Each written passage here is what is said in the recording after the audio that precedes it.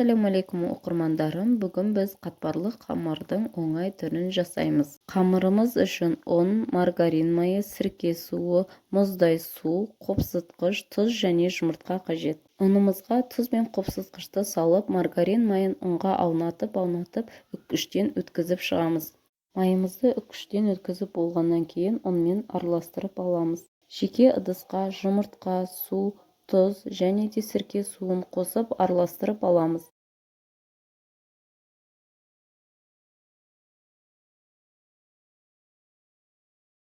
Содан кейін ұнымызға құйып қамыр илейміз. Ұнымыз бір-біріне жабысып, біркелкі массадағы қамыр болуға тиіс.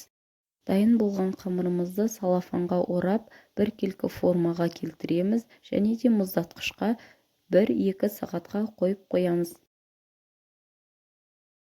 Мұздатылған қамырымызды өзімізге ыңғайлы бөліктерге бөліп аламыз. Бөліп алған бөліктерді ұзақ уақытқа дейін мұздатқышта сақтауға болады. Қамырымызды самсаға немесе пеште пісірілген пирожки, бәліштерге қолдануға болады. Сонымен қатар етті пирогқа да жарайды. Достар, рецепт ұнаса лайк басып каналға жазылуды ұмытпаңыздар.